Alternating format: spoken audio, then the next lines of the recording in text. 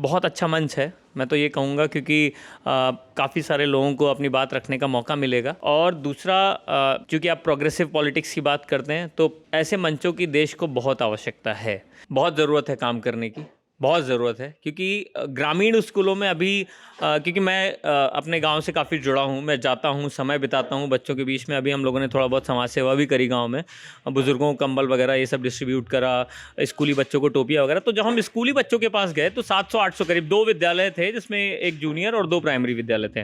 देखिए, सबसे बेहतर तो अगर आप मुझसे ये सवाल का जवाब चाहते हैं तो मेरे हिसाब से मुझे बहुत ज़्यादा बोलने की ज़रूरत नहीं है। आपके पास दिल्ली मॉडल अवेलेबल है, आप रेफ़र कर सकते हैं, आप रेप्लिकेट कर सकते हैं, और प्रोवन मॉडल है। ऐसा नहीं है कि कुछ ऐसा है कि मैं बोल रहा हूँ कि नहीं जी करेंगे, हम सब्ज़ बाग दिखा रहे हैं, नहीं। हमारी पार्टी ने, हमारे नेता ने वो किया है और वो दिख रहा है आप सबको वहाँ पर। जैसे आपने बात की कि धर्म की बात की आपने, तो ये ऐसा क्यों होता है कि धर्म और राजनीति धर्म और जातिवाद है, ये सब राजनीति का एक अहम हिस्सा है, जबकि ये नहीं होने चाहिए। तो आप हमारी जनता को बताइए कि आखिर क्यों धर्म, जातिवाद ये सब राजनीति का हिस्सा क्यों नहीं होने चाहिए? देखिए, वजह बहुत साफ है। अगर मैं इसकी तह तक जाऊं तो शिक्षा सबसे बेसिक चीज़ है जो होनी चाहिए। जब तक लोग जागरूक नहीं होंगे, लोग शिक्षित नहीं होंगे, उनको बरगलाना, उनको गुमराह करना बहुत आसान होगा। और भारतीय जनता पार्टी या कुछ और अन्य दल भी इन्वॉल्व हो गए हैं आज के समय में, जो इस आधार पर ही समाज को बांटना चाहते हैं, जनता को बांटना चाहते हैं, उनको गुमराह करना चाहते हैं। अब फौरी तौर पर अगर आप देखें, कोविड के समय में पूरा इतना समय बीत गया, दो केंद्र और राज्य दोनों जगहों पर भारतीय जनता पार्टी की सरकार थी। वो चाहते, मेरा सीधा सवाल है, जब वैक्सीन का आविष्कार या हमारे यहाँ पर बननी शुरू हो गई थी नवंबर दिसंबर में, तो क्यों नहीं हमने उसको प्रायोरिटाइज किया अपने देश की जनता तक 100% पहुंचाने में? हमें क्यों सेकेंड वेव का सामना इतनी बुरी हालात में करना पड़ा, जहां पर ना हम इंफ्रास्ट्रक्चर के तौर पे प्रिपेयर्ड थे, ना हम दवाओं के तौर पर प्रिपेयर्ड थे, ना हमारे पास वेंटिलेटर्स थे, ना हमारे पास सफिशिएंट बेड्स थे। और जिन लोगों के पास पैसा नहीं था, उन बेचारों ने अपने घर को बेचकर, अपनी ज़मीनों को बेचकर, अपनी जो पूंजी थी उनके जीवन भर की, उसको बेचकर अपनों का इलाज कराने का प्रयास किया, और तब भी शायद वो सर्वाइव नहीं कर पाए। तो मुझे बहुत खेद है उस स्थिति का। मैंने अपनी आंखों के सामने लोगों को जाते, एक एक दिन में 4-4, 5-5, 10-10 लोग एक एक एरिया से जाते हुए देखा, जो कि बहुत बहुत दुखद था। लेकिन ये समझने की जरूरत है कि बांटना अगर है तो बांटिए उस आधार पर जिसमें आपको आर्थिक असमानता दिखाई दे, और उस आर्थिक असमानता के उन्मूलन के लिए आपको क्या करना है, आप उस चीज पे ध्यान दीजिए और उसकी दिशा में काम करिए। उस दिशा में, अगर उस सकारात्मक राजनीति में आपको किसी भी दल का, किसी भी इंसान का साथ चाहिए, वो आपको मिलेगा। लेकिन राजनीति स्वच्छ, साफ और आर्थिक समानता की होनी चाहिए। आपने कोरोना की बात की, तो आपने 2 लहर की बात की, सबने देखा क्या हुआ क्या नहीं हुआ। तीसरी लहर क्योंकि आ चुकी है, चुनाव भी आने वाले हैं, तो आपको क्या लगता है कि उसके लिए हम लोग कितना प्रिपेयर हैं अभी?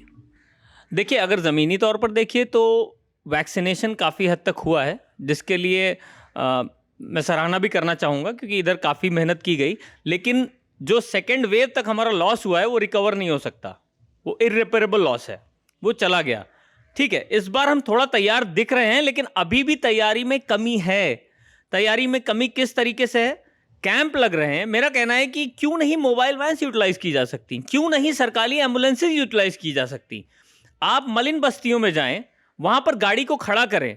आप माइक से अनाउंसमेंट अगर राजनीति के लिए कर सकते हैं, आप माइक से अनाउंसमेंट लोगों को रैली के लिए बुलाने के लिए कर सकते हैं, तो इन चीजों के लिए भी अनाउंसमेंट कर सकते हैं। आप वो अनाउंसमेंट्स करें, उनको घर से लाएं, उनको जागरूक करें, उनको वैक्सीनेट करवाएं, जो कि ये इंश्योर करेगा कि उन मलिन बस्तियों में जो बच्चे रहते हैं, जो जिनको जानकारी कम है, वो सुरक्षित रह पाएंगे और हम अपने लोगों को सही सलामत देख पाएंगे।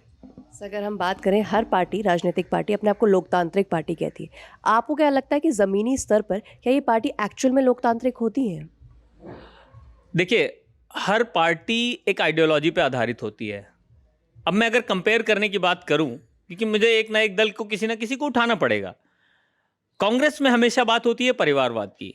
भारतीय जनता पार्टी में भी एक तरीके का परिवारवाद है जो दिखता नहीं। वजह बताता हूं उसकी, क्यों नहीं दिखता। भारतीय जनता पार्टी का जो ऑपरेटिंग मॉडल है वो 2 धाराओं में बटा हुआ है। आरएसएस घोर कट्टरवाद पर आधारित है, जिसने हमेशा फीड किया है भारतीय जनता पार्टी की राजनीति को, और भारतीय जनता पार्टी का जो चेहरा रहा है वो दबा हुआ चेहरा, जिसे आप छुपा हुआ चेहरा कह सकते हैं, वो रहा है। उन्होंने जो दिखाया है अपने आप को वो कभी नहीं थे वो। अगर आपको सच्चाई देखनी है तो आप आरएसएस को देखें, वो क्या कर रहे हैं या वो किस तरीके से ग्राउंड लेवल पे काम करते हैं, चाहे वो कट्टरवाद को फैलाना हो, चाहे वो लोगों को बरगलाना हो या लोगों को गुमराह करने की बात हो। तो मैं तो ये मानता हूं कि ये जो धाराएं हैं ये अलग हैं। अब मैं आम आदमी पार्टी की बात करता हूं।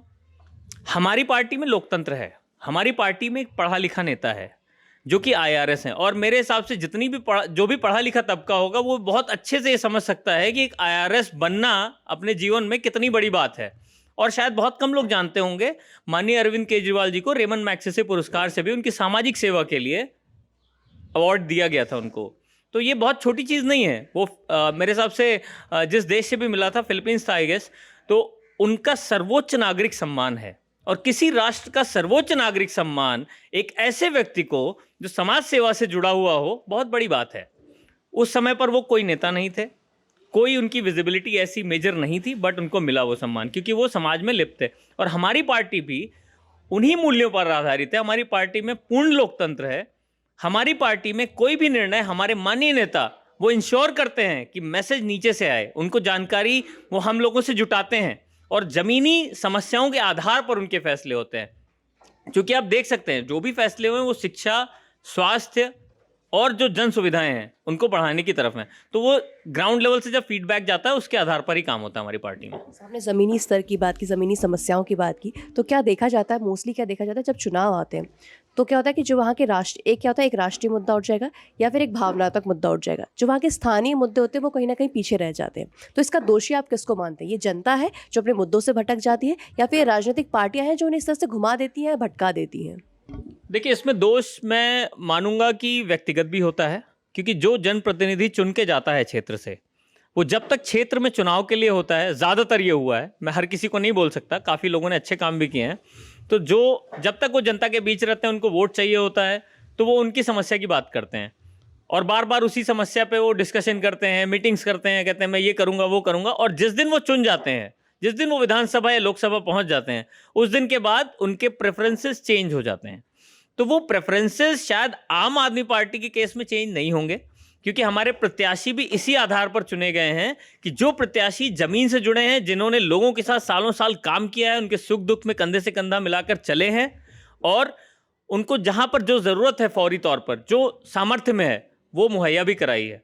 कहा जाता है कि भारत विश्व गुरु बनना चाहता है, बनेगा, आगे चल के बनेगा, बहुत सी बातें होती है विश्व गुरु बनने की, पर आपको क्या लगता है कि कहाँ पे वो कमी रह जा रही है कि हम अभी तक भी विश्व गुरु के उस पद पे नहीं आ पाए हैं? देखिए मैम, बहुत अच्छी बात है हमारा देश विश्व गुरु बने, इससे ज़्यादा गर्व की बात हमें नहीं लगता किसी नागरिक के लिए होगी। लेकिन जो वस्तु स्थिति है उसको समझना बहुत ज़रूरी है। हम इस भारत जो हमारा देश है ना, वो अगर चाइना की इकोनॉमी से कंपेयर करें तो शायद हम 1/10 होंगे, और जनसंख्या में अगर हम कंपेयर करें तो हम बहुत दूर नहीं होंगे।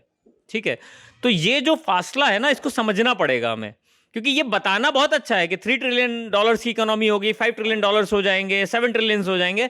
ये भी तो बताइए ना कि जनसंख्या कितनी है और जनसंख्या का आय का स्तर क्या है। अगर आज की तारीख में मैं 5,000 रुपये कमाता हूं और मेरी कमाई 5,000 रुपये ही रहे 5 साल बाद, और जनसंख्या बढ़ जाए 100 से वो 150 हो जाए, तो 5,000 रुपये के हिसाब से मेरी जो आय होगी वो कम हो जाएगी ऑटोमेटिकली। तो ये समझना बहुत ज़रूरी है, जो डिस्ट्रीब्यूशन है, डिस्ट्रीब्यूशन इंपॉर्टेंट है। हम शिक्षा स्तर की बात करें तो आप प्रदेश की शिक्षा स्तर को अगर हम देखें, उत्तर प्रदेश की, आप कहाँ तक मापते हैं उसे?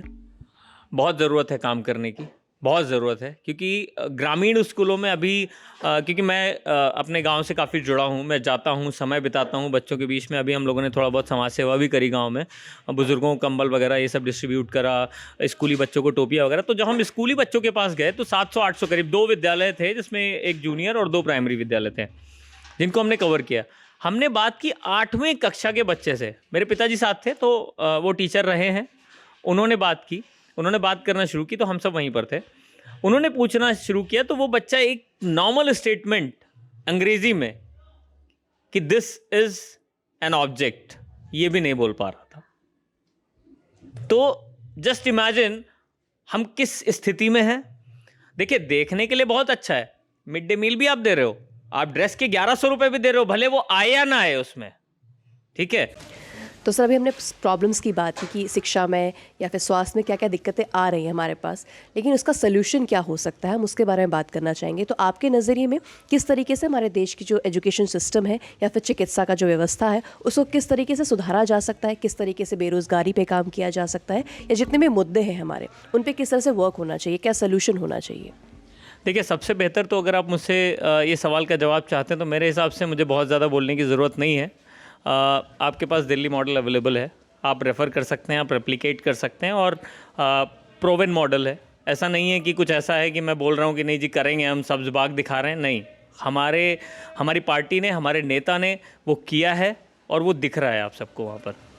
अभी क्या मुद्दे आपको लगते हैं कि जनता को समझने की ज़रूरत है, कि क्या मुद्दे उन्हें राजनीति में एक्चुअल में उन्हें हिस्सा बनाना चाहिए राजनीति का? जैसे परिवारवाद हो गया, जातिवाद हो गया, इन सब की हमने बात की। ये सब मुद्दे होते हैं, ये सब राजनीति का पार्ट है, लेकिन क्या एक्चुअल में क्या मुद्दे पार्ट होने चाहिए राजनीति का, उसको लेकर बात करें।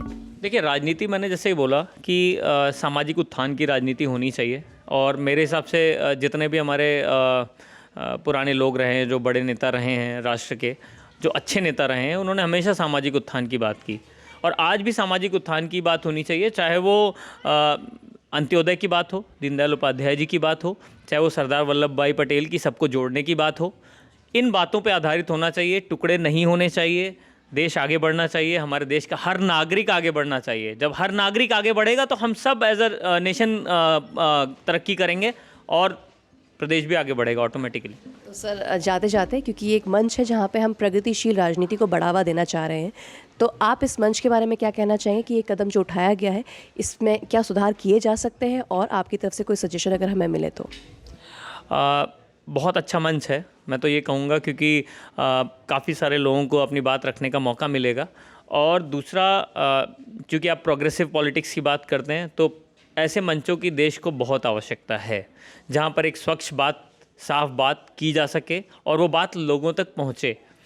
और जहाँ तक इसमें सुधार की बात है, तो मेरे हिसाब से एक बहुत अच्छी शुरुआत है, और जाते जाते करते करते हमें लगता है कि और चीज़ें हमें दिखेंगी और हम करते जाएंगे आगे। धन्यवाद सर। तो हमारे चैनल से जुड़े रहने के लिए इसे लाइक, शेयर और सब्सक्राइब करना ना भूलें। धन्यवाद।